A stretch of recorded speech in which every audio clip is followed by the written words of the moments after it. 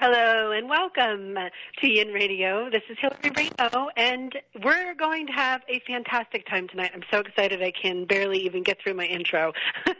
Dr. Robert Groves is here with me for the next hour. He claims to be an ordinary man who's had extraordinary life experiences, having died in 1973 and returned back to and through this universe to Earth, he claims.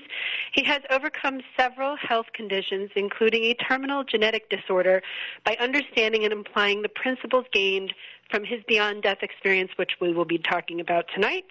He has been in private practice as a holistic healer since 1975, empowering others to consciously regain and naturally maintain their own health, conducting meditation classes and providing presentations for various universities and organizations on healing transformation. Sounds broad, but we're going to be talking about some DNA healing. We're going to be talking about past life, near-death experiences. We're going to be talking about how we can pull on intuitive experiences and bring them into the modern day age. I've often talked about something called the digital age. You guys hear me talk about this a lot.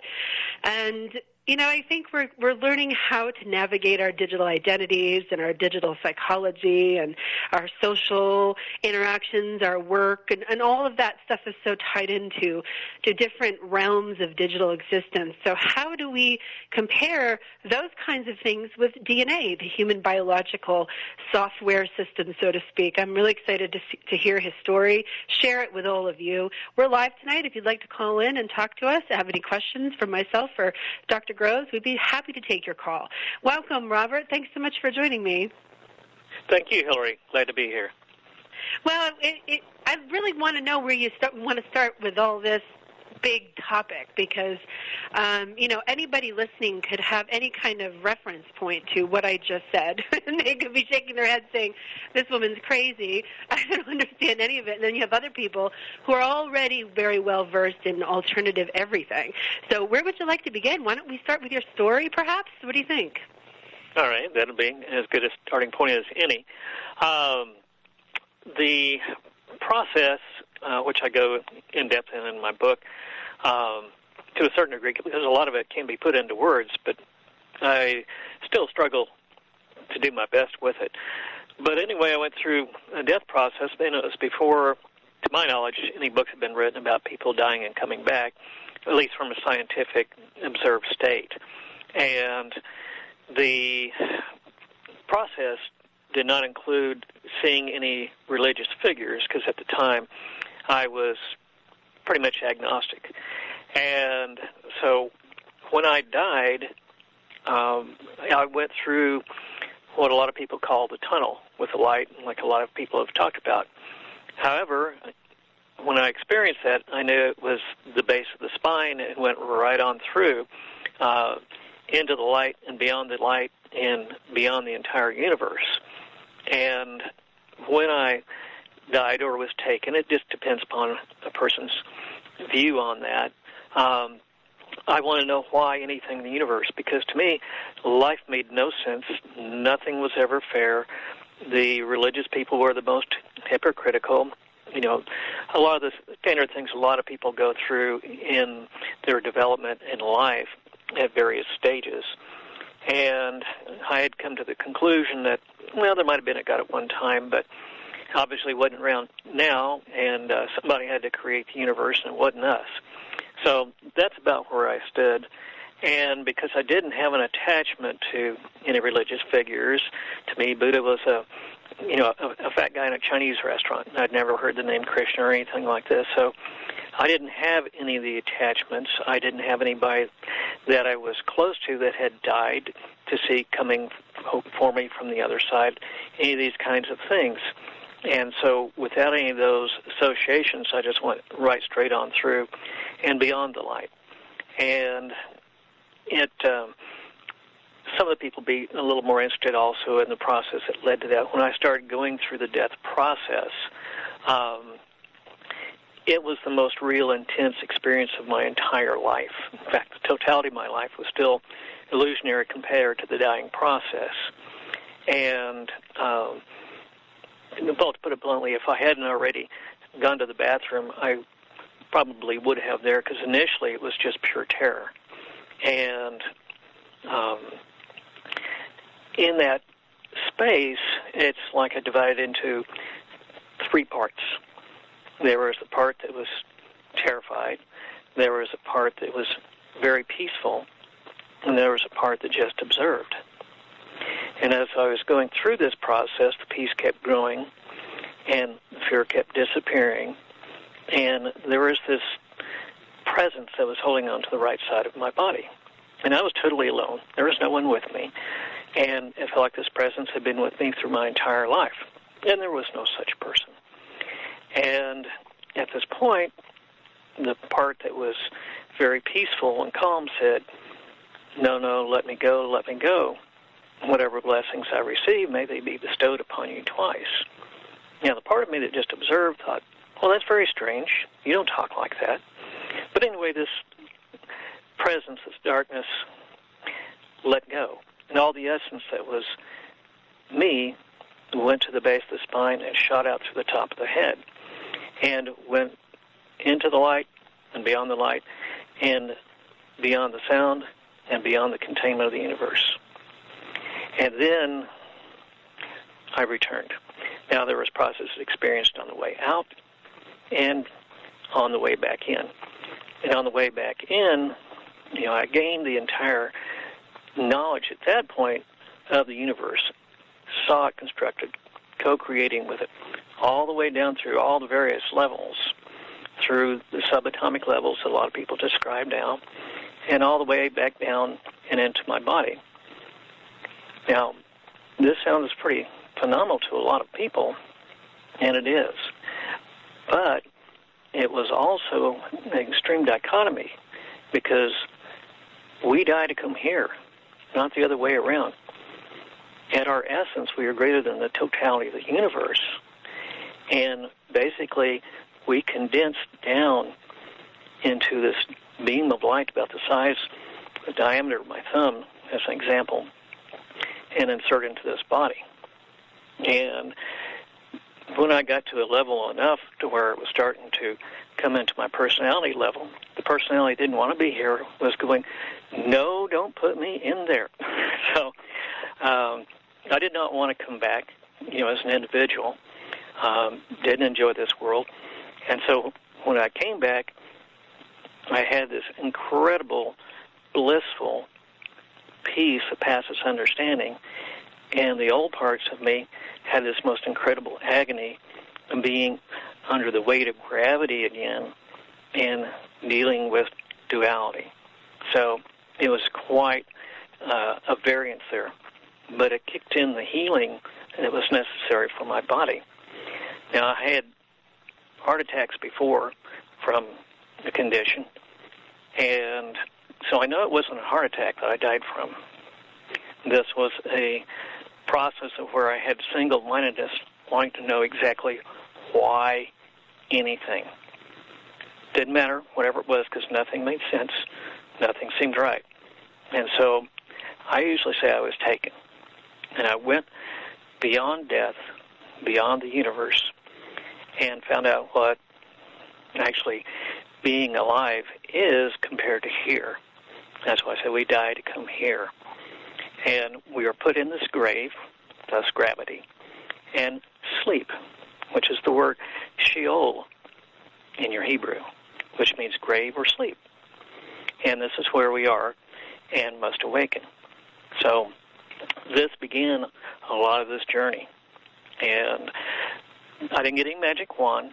I wasn't any ready-made guru or anything of this nature. I had to start exactly where I left off, with all the problems, issues, personality quirks, everything else, as when I left. And then I had to take and learn these principles and how to interact them to make the changes in my life, to bring it about to where now being on Earth is like summer vacation in an amusement park. So it's considerably different in that way. And over the years, have worked to put these into usable tools for others to use in their life to make changes. Were you called to do that because of your experience, to help others to be of service?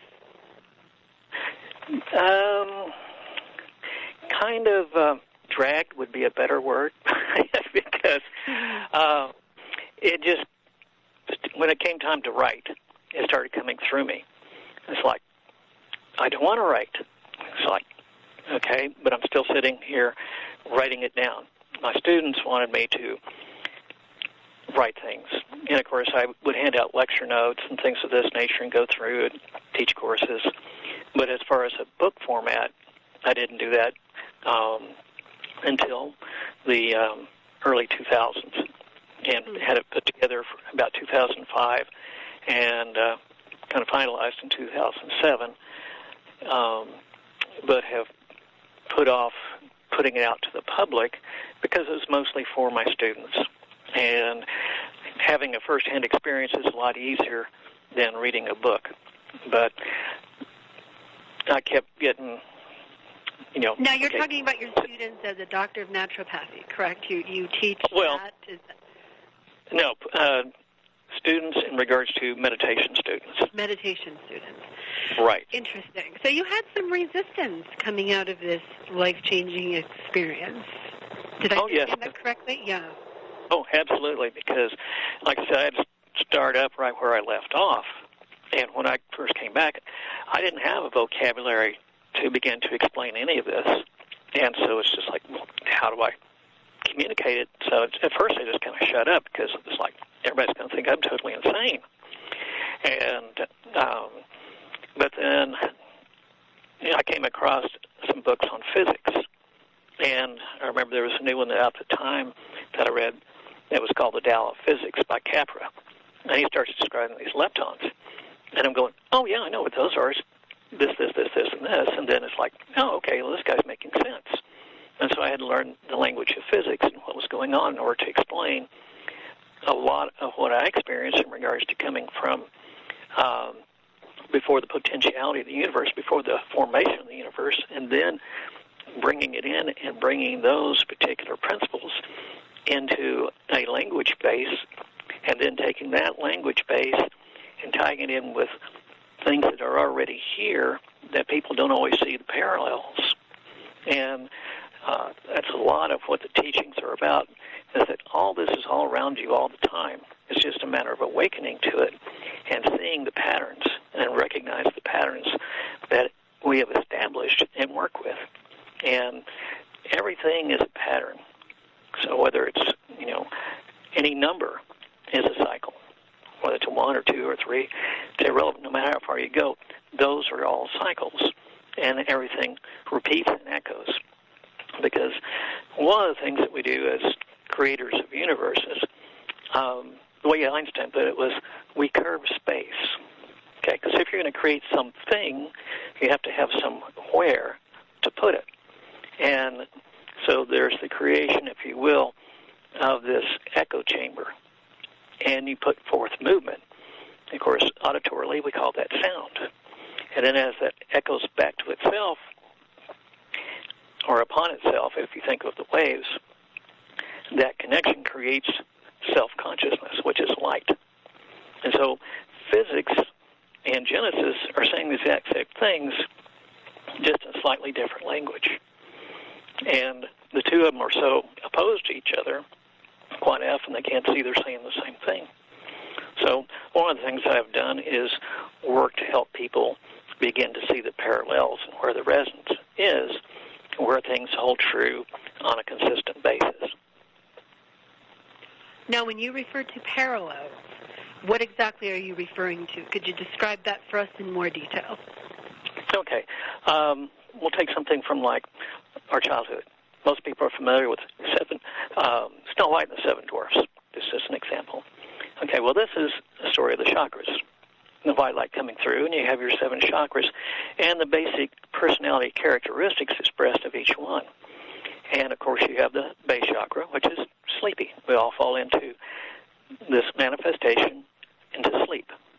And then the next one up is our relationship chakra. And that's dopey. He's the one following Snow White all around, just, the whole time, just madly in love with her. Then you got the next one up there, it's your solar plexus center, which is your Midas right center. And that, of course, is grumpy. And, he's always trying to boss everybody around. You can move on up to the heart center, and there you've got happy. And he was always, trying to make everybody happy, balance their feelings. And it goes all the way on up to the crown chakra, which is Doc, which is the healing. And they all have this house in the world of, they were diamond miners. That's the hardest substance, which is the most condensed, which represents the body, where we attach to things and take them personal. That's our personality. And we say the word mine. So this is a lot of the parallels that are there once you begin to recognize them. And Snow White being your consciousness of light going into the sleep. And for 3 cycles. If you'll remember, she was poisoned 3 times. This is the 3 days. Interesting parallel. I understand. When you came out of your death experience and you came back, when you initially came back, what kind of sensations did you have in your physical body when you returned? Well, it felt like I felt it mostly because I'm a feeler more than a seer. I'm not that visual compared to a lot of people, but I have a very highly developed sense of touch. And I feel pictures, and you can describe them better or as good as anybody that, quote, sees. But the light around me was about, 6 feet. And people that would get near me quite often would start having some spontaneous healings. And were drawn to me, and I had a natural instinct to touch because as a child, I was diagnosed and sent home to die with a disease condition called muscular dystrophy. That's the genetic condition that I referred to earlier, and which is a limb girdle type, and it was very severe early on. They figured I'd live to be about 4 or 5 before my heart or lungs quit. But I didn't know. I didn't get with the program, so about 2.5, I rolled over, and then I got bladder control about 12, and the wind was still blowing me over 15, so it was a little bit of a challenge. And then, of course, when I went through my death experience, I was pretty much worn out old man, balding and graying. And I still look younger now at 66 than I did then at 22, so which is, kind of a nice finish of getting some things straightened out. But the presence there that was flowing through me so strong started resonating with other people. And as I was healing, it would stimulate theirs. Later on, I came to understand the homeopathic resonance that Jesus was talking about. He said, physician, heal thyself. Because you start that resonance inside of other people. It stimulates and awakens them. They begin to transform, as opposed to having to necessarily think something up and do it. So one of the things I always taught in school, when I taught school, in a healing school I ran for about 25 years, was that when people come to you with particular problems and you start to see a pattern, like you see a shoulder problem, and you see 3 or 4 one week and some more the next week, and before long your shoulder starts hurting, that was you bringing people in for you to get the message. Start working on yourself. Start healing whatever the problem is. What burdens are you carrying? How are you moving or not moving, as the case may be? And once you take care of that, watch those people get better, even though you may not change the treatment necessarily. And they were always amazed at how that worked. I said, that's because you're setting that sympathetic resonance, or homeopathic, as some people call it. So here are some of the principles there of resonance, because your universe is a resonant chamber for generating holographic projections. And as you work with it here in the physical level, you can put those principles into effect to make a change in your perception of reality and that of others. What was the most drastic change that you noticed about yourself after your experience? Probably the reverse of aging, or at least that was the one most pointed out to me by people around me. So it stayed present. And about 5 years, I got so young looking I lived in Norman, Oklahoma at the time. We didn't have liquor by the drink. And I just turned 28, and I had gone to a restaurant that served alcohol. Well, they asked me for my identification because they're not allowed to have anybody under 21. And I gave them my driver's license. I said, I'm sorry, this is a fake ID. I don't even know if you're old enough to drive. And it just really irritated me. I mean, it was later on I appreciated it, but at that time I didn't appreciate it at all, really. And so I left, and so I decided I'd grow a beard. And that gave me some credibility for age because most people thought I was, a teenager again. And so it's pretty dramatic. And then also I still age very slowly. I always joked, I said, well, when I turn 60, I'll put in some gray hair. And so far, all I did is put a little in my chin. I'm 66 now. So there are some advantages, that I had, but it's mostly the enacting the principles that are there. I mean, still sow and reap. If I go back to eating junk food and all kinds of things, then, my health can deteriorate and go down just like anybody else's. But by applying the principles and keeping more along the track, the aging slows dramatically. A friend of mine used to introduce me as the man who ages in reverse. And, Johnny, don't do that. Well, that can't be a bad thing. I can imagine that can't be a bad thing all the time. So but that's probably the most dramatic one that was always brought back to me. To me, the most dramatic one was I switched from someone who was disgusted with the world to someone who learned to love and embrace the world, mostly to love and embrace the unknown. That's a lot of the key to life for me, was learning to embrace the unknown, kind of a joyful look at, oh, cool, what's next, as it continues to unveil its mysteries before us.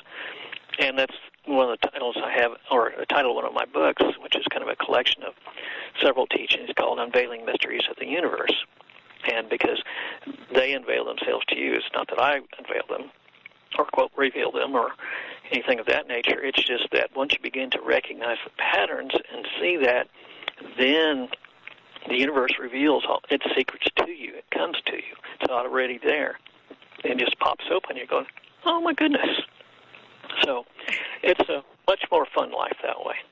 Yeah. Now, what are these patterns that you talk about? Are they psychological patterns? Are they behavior patterns? Are they patterns of synchronicity, intuition? Talk to us a little bit about what you mean by patterns. Well, actually, it fits all those categories. Here's one gone down a trail. The issues of control, because this is one of the things that's up and big a lot today. It always has been, but more people are kind of tuned into it with all this political stuff. But one of the principles I put forth in the book is the people that try to control other people's lives do so to the degree and magnitude that they cannot control their own.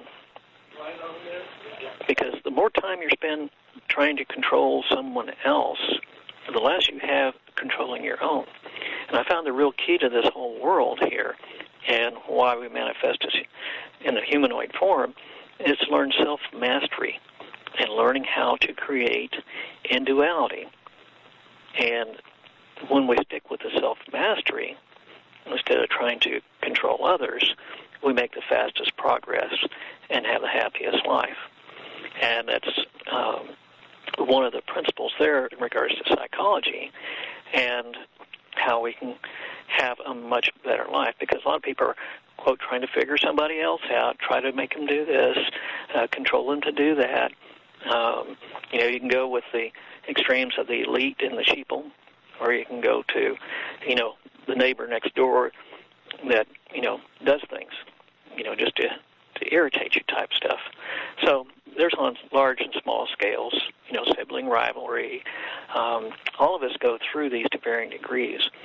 But all of them are also ways of pointing back to ourselves, then it's about self-responsibility.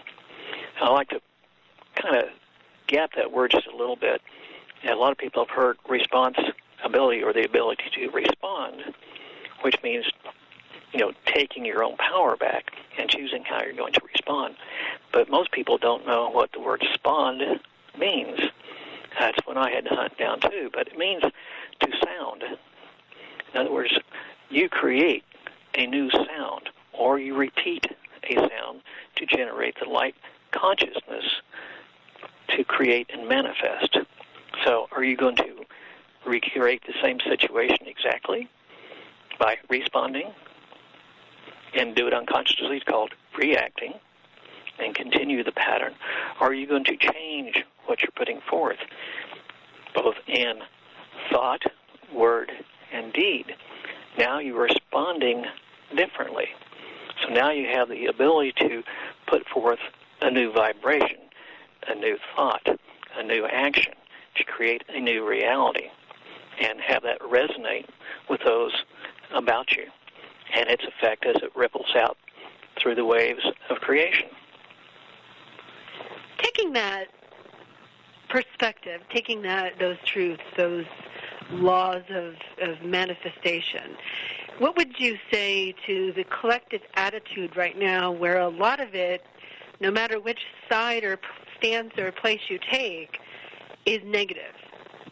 Are we, in fact, sliding backwards into our patterns, as you describe them, being more behaviors or things that we need to heal still, perhaps, or things we need to overcome, or challenges that, we haven't quite mastered yet? Yes. What do you see out on the platform of the collective consciousness right now, as it is, in a digital age, moving into different facets of being able to project ourselves, however evolved we are, whatever's on, wherever we are on the scale? How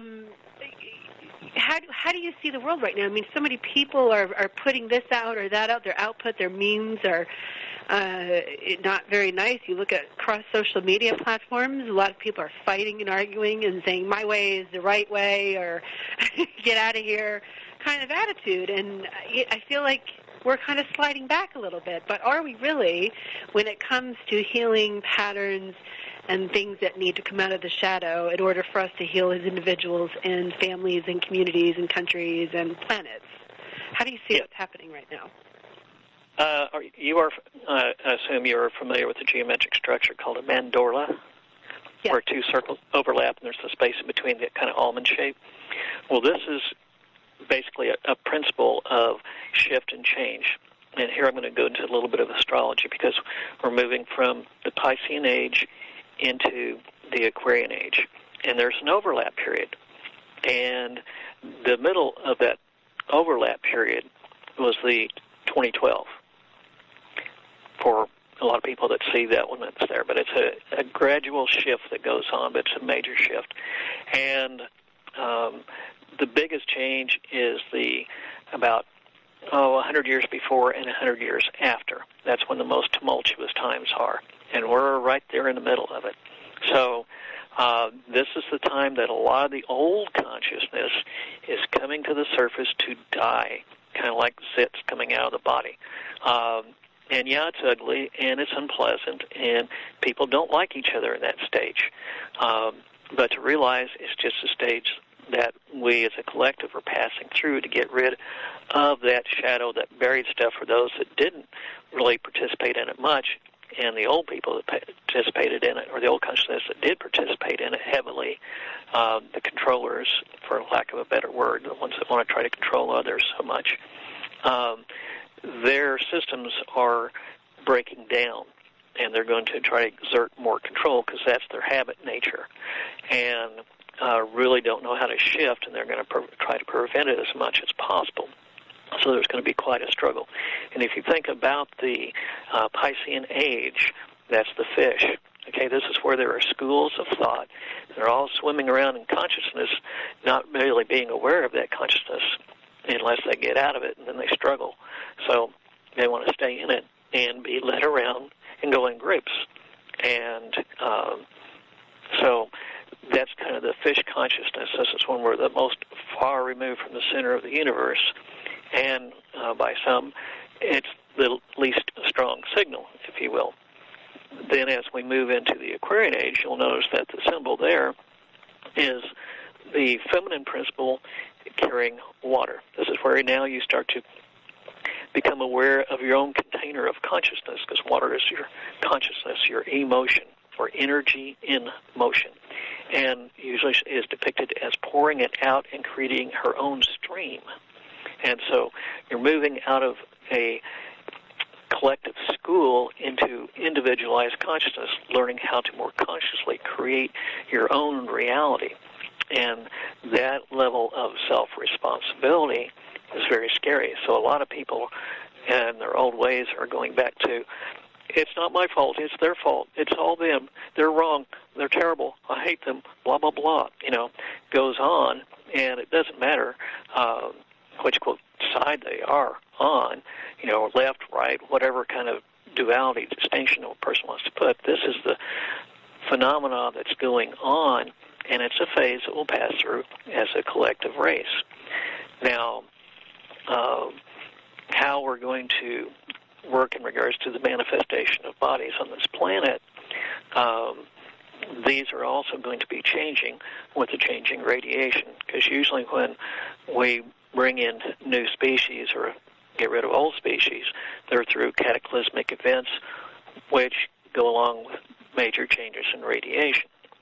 And so a lot of people say, oh, it's the end times, and, the caldera is going to go and destroy the whole earth, or we're all going to die from Fukushima. There's always going to be a lot of panic and hysteria, but it will still be over a period of time to where we have transformations of the physical vehicles in which we operate. And so some of this will be going on as well. And so right now, I want to say something to that, if you don't mind. Certainly. We notice a lot of changes happening in the world of botany. The plants, some flowers are blooming differently than they have before, where they had six petals, now sometimes they have 4, or vice versa. They had fewer petals, now they have more. There are people who have been reporting changes of different plant expressions, and some of them say that it's because of a virus in the plant's DNA system that changes the expression of the physical. Others say that it's radiation from the sun, things of that sort. Carl Coleman speaks to the second wave of the Mayan calendar bringing in another extinction cycle. We look at the geological record. We have record that the extinction cycles happen periodically, and we are in fact due for another.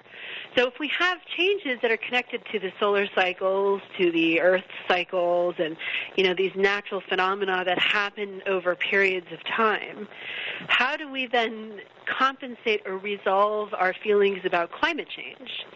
We've been spoon-fed so much information, we are left to our own to really figure it out, how we feel about it or what our opinion is. But the truth of it is, we have a lot of contamination thanks to the way we treat the planet, and then we have changes that are from that, and then we also have changes that are cyclic and due to patterns of change for the Earth systems, which is intimately connected to the sun, and so on.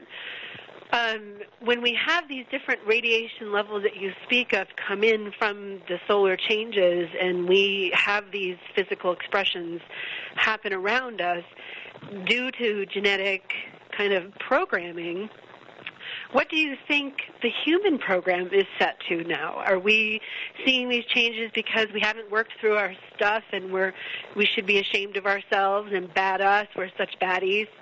Or is it because we have a little bit of that maybe, but also more of a connection to the natural world because we're part of it?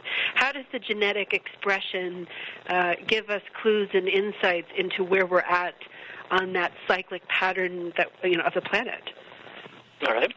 Well, part of that is, if you'll think of the DNA expression, think of your DNA as a radio transmitter, a radio tower, to be more specific. It's a broadcasting system. It not only broadcasts out your vibrational pattern through that particular station that you are, but it also receives.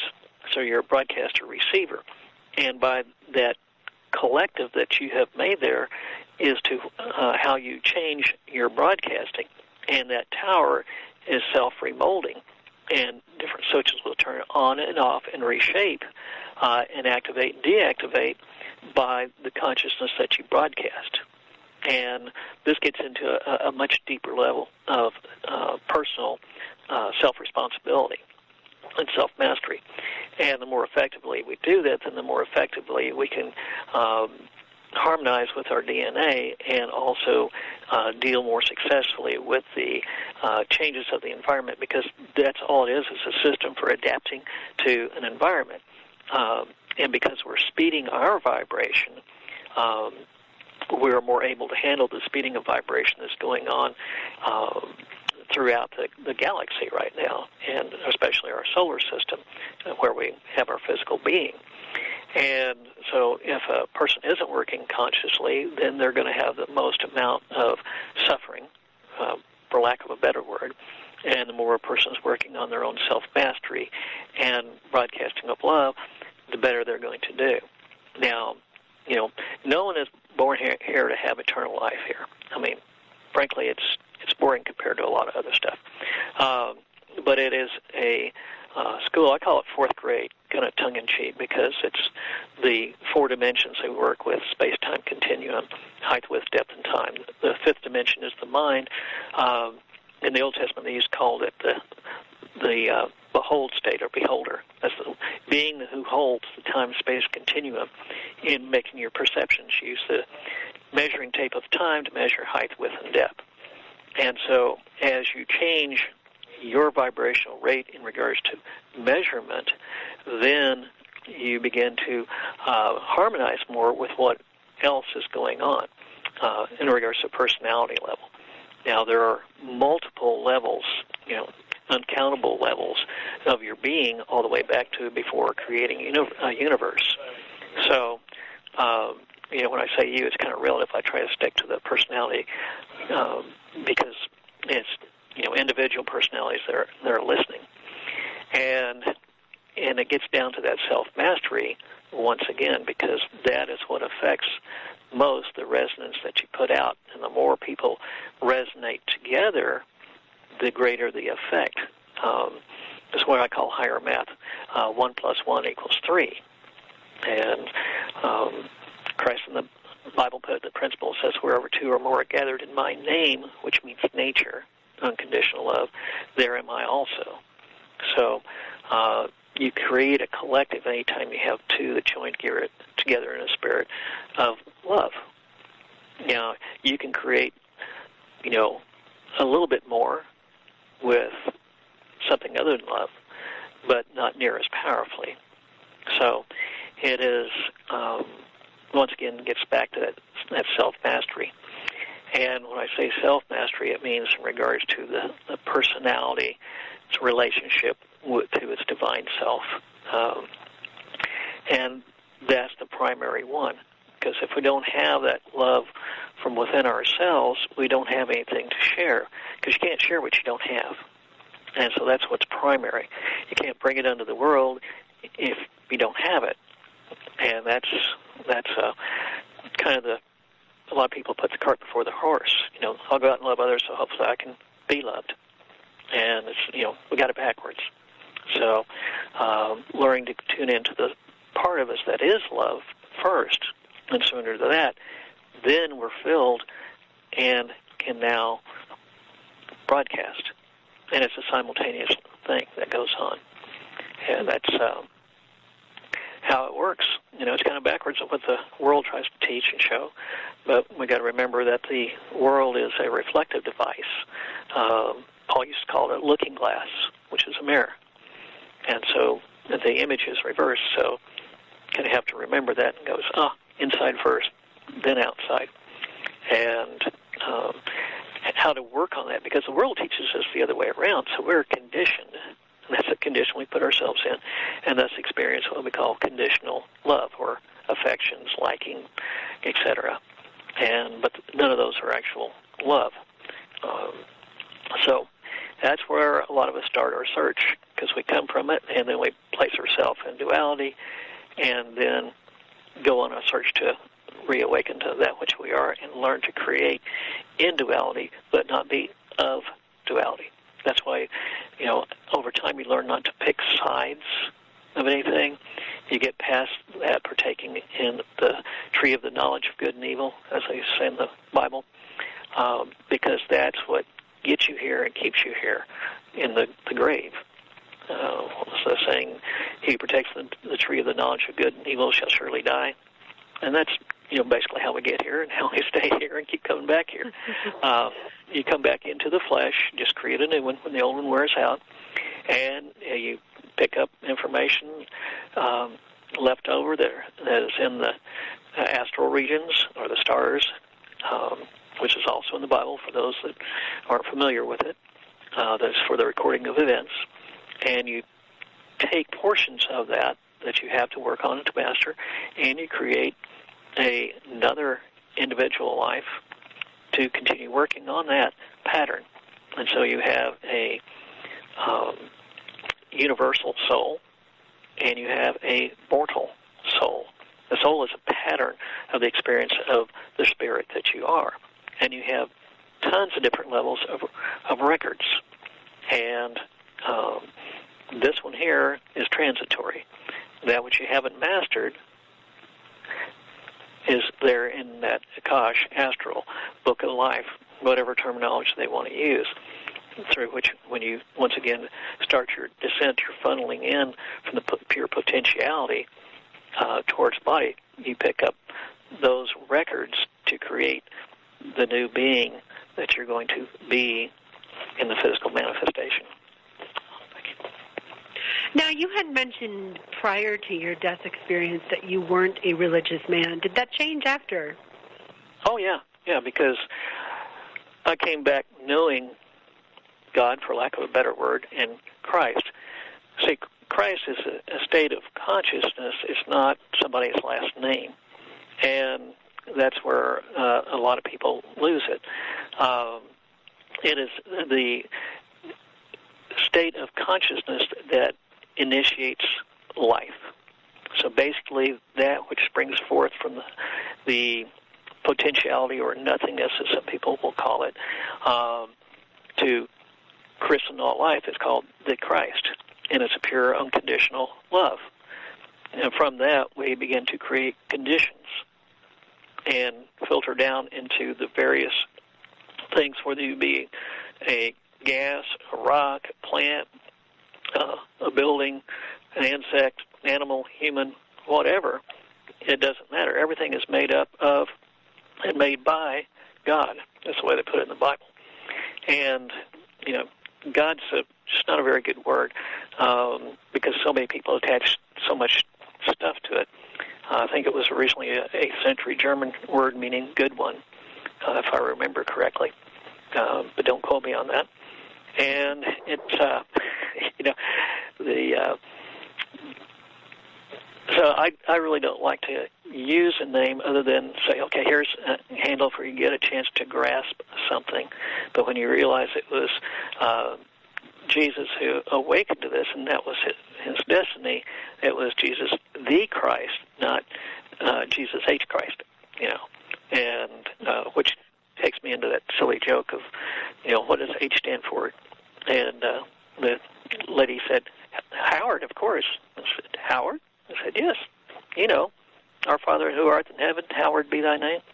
So, I don't know if you ever heard that one or not, but it's I like to use humor whenever I can because I think one of my first mantras that I ever came up with, a repeated phrase for dealing with my personal self as it's changing and growing was silly, silly me. So I would use humor on myself to, catch things because, I was very angry at the silliness and stupidity of humans and their organized religions. And even as a little kid, I knew I didn't come from here. My parents were nice folks, but I didn't belong here. I don't want to be here. I kept asking, when can I go home? So I was a difficult child in some of those ways. And nuns at the Catholic school I did time at for a couple of years didn't know how to deal with me either, nor did the Baptists or the others, because I would always ask all the wrong questions and and just like, no, that's not it. And they would get real mad. I didn't know how to say any words to think of it. It's like, no, that's not it. I didn't know how to tell them anything growing up, but I knew what they were saying. They didn't know themselves, and it wasn't coming out as true.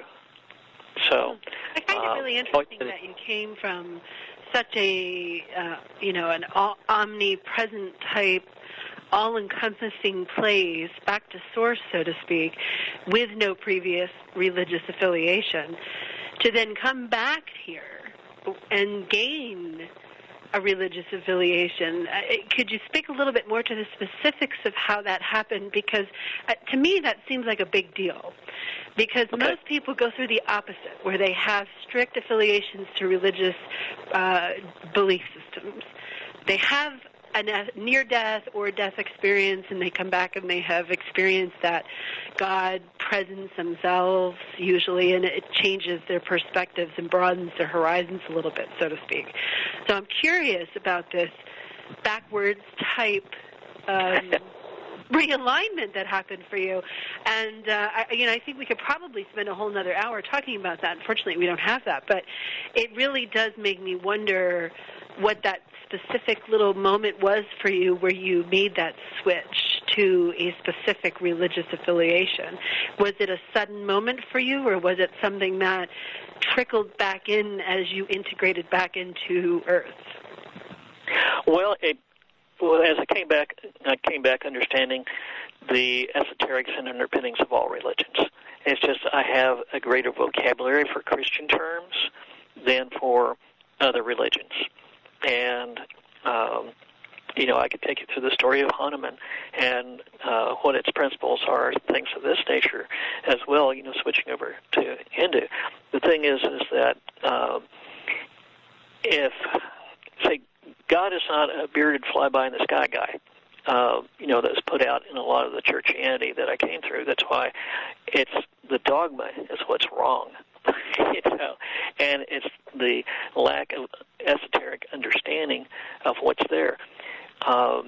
Most people do not realize that Jesus' parables, he was teaching physics. And once you understand the principles of physics, it's like, wow, it's right there. And so it's not that I embraced a particular religion whatsoever. I don't. But the vocabulary I use, because the majority of the people I encounter are Christian-based, and that's also where a lot of the misunderstandings and woundings are in the places where I've been. So those are the ones that I have concentrated the most on and speak of. And like I said, Christ is a state of consciousness, and every single one of us is to awaken to that being the Christ. You remember there was a part there where Jesus said, everything I have done ye shall do, and greater things than this shall ye do. Know ye not ye are gods. Yeah, that's a pretty powerful statement that I have never heard in church. But it's still in the Bible. They haven't written that one out yet. But that's what it is. You are awakening to the truth of the divine being that you are, which is not contained in the dogma of religions. The underpinnings and the esoterics, the inner knowledge is, but most of that is buried. A lot has been changed or taken out. But there's still plenty there that will be enough for people to come back to and go, oh, there is once they awaken to it. And that's why just, sitting down and reading the Bhagavad Gita or the Bible or the Quran or anything else won't do it. And because a lot of stuff is constantly changed and controlled. So, but this is man coming from fear, trying to alter things instead of coming from love. So once you tap into the love and past the conditions, then things are revealed to you and things make sense, and you get this big grin. And I understand now why the Buddha was laughing and about the cosmic joke. So it's actually, most every religion becomes quite delightful once you understand the principles. And Jesus, like I said, with his parables, were teaching physics. So as you understand those principles, there they are, and you're going, now it makes sense when he said the kingdom of God is likened unto. And he would have a parable or a parallel story to give you some insight into how they are functioning. But people are so set into their specific definitions and words of their times, they lose what it was before or the esoterics that are there behind it. So it's a different edition. Depends on the edition of the Bible that you're reading too. It's reprinted and reworked many times. For those of you listening and you'd like to find out more about Dr. Grove's work, you can go to his website, robertgroves.com. He is operating a private practice in Tulsa, Oklahoma. If you are interested in working with him or finding out more about his books that have only until now been written for his students but are soon to be released into the public realm, include the titles Affirmations of Transformation, Self-Mastery Through Practical Astrology, Unveiling Mysteries of the Universe, and Your Own Perfect Diet. I have one last question for you. I'd like to hear some thoughts on this as we close down the show. Is intuition going to be the greatest asset of our time? Absolutely. Because this is where, when you open to your divine self, higher self, whatever you want to call it, that flows into you. And learning to attune to and listening to the still voice, that doesn't necessarily mean we're here. It's just a knowing that's instantaneous. It isn't limited by time. And once you tune into and listen to that more, the more everything works out. And so intuition is your main key, period. It's really something to be, as a force to be reckoned with. As we become more evolved in our own, whatever our paths are and however we're doing it, I always go back to the same thought. What are the odds that we're all here at the same time, together, going through this? I mean, if you consider the vast, enormous universe that we live in and we happen to be a speck in, the odds of incarnation for all of us, no matter what your belief system is, if you break it down to a fundamental soul level, and we're all here at the same time, and we're all able to connect in our own ways, and when we do, if we don't take that moment as a precious moment, we may lose the magic in it, yes? Yes, absolutely. Thank you so much for your time. I appreciate everything you've shared with us, your profound experience and your, all the work and service that you have put out to the planet for all of us here because of it. Do you have any closing remarks you'd like to share with everybody? Practice loving. That is the main thing.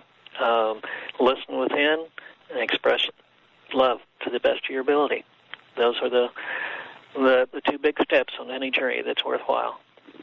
Thank you so much, Dr. Groves, and blessings on your journey and your path, and may you continue to influence so many people in a positive way. Thanks for joining us, everyone, tonight. I just want to remind you, if you're interested in doing online radio, I'm now offering a radio mentoring program. You can go to yinradiotv.com to find out more about that. I will work with you one-on-one for 3 months to develop a show and get your voice out. It's potent times, and we're ready for powerful voices, and that's what we're here to do, is speak our truth and talk it out into the world however that manifests. I've been doing radio since 2005, and I'm very excited to be working with you. And if you're interested, please go to my website, onto the radio mentoring page, and send me a note, and let's get going in making this place a better place together. Thanks, everybody, for being here tonight. And you can go to the YouTube channel, my YouTube channel, Yin Radio TV, Hillary Raimo, and you can find any and all of these archives also here on Achieve Radio to download for free. Good night, everybody.